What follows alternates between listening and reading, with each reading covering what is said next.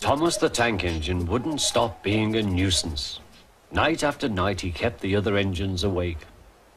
I'm tired of pushing coaches. I want to see the world. The other engines didn't take much notice, for Thomas was a little engine with a long tongue.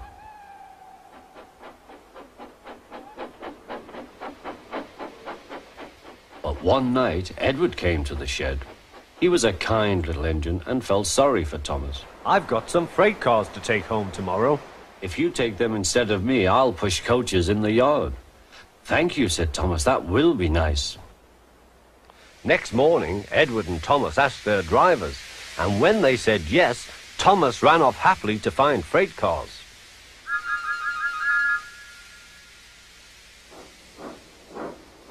Now the freight cars are silly and noisy. They talk a lot and don't attend to what they are doing. And I'm sorry to say they play tricks on an engine who is not used to them. Edward knew all about freight cars. He warned Thomas to be careful, but Thomas was too excited to listen.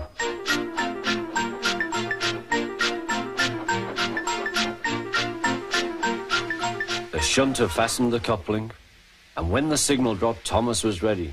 The conductor blew his whistle. Peep, peep, answered Thomas and started off. But the freight cars weren't ready. Oh, oh, oh, they screamed, wait, Thomas, wait. But Thomas wouldn't wait. Come on, he puffed. All right, don't fuss. All right, don't fuss, grumbled the cars.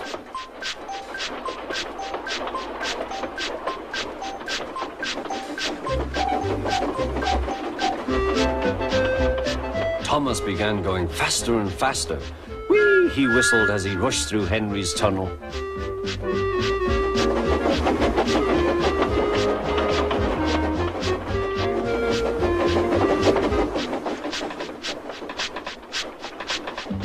Hurry, hurry, called Thomas. He was feeling very proud of himself. But the cars grew crosser and crosser. At last, Thomas slowed down as he came to Gordon's Hill.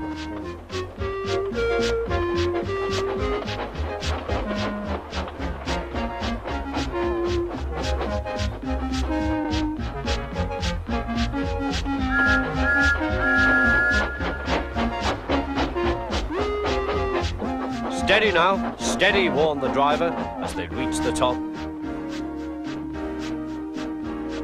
He began to put on the brakes. We're stopping, called Thomas. No, no, no, answered the cars, bumping into each other. Go on, go on.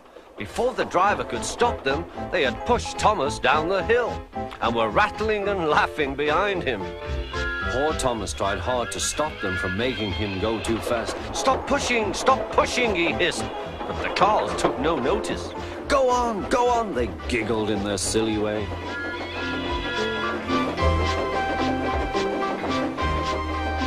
There's the station. Oh dear, what shall I do? He cried. They rattled straight through and swerved into the goods yard. Thomas shut his eyes. I must stop. When he opened his eyes, he saw he had stopped just in front of the buffers. There, watching him, was the Topham Hatt. What are you doing here, Thomas? He asked. I've brought Edward's freight cars, Thomas answered. Why did you come so fast? I didn't mean to. I was pushed, said Thomas. You've got a lot to learn about freight cars, Thomas. After pushing them about here for a few weeks, you'll know almost as much about them as Edward. Then you'll be a really useful engine.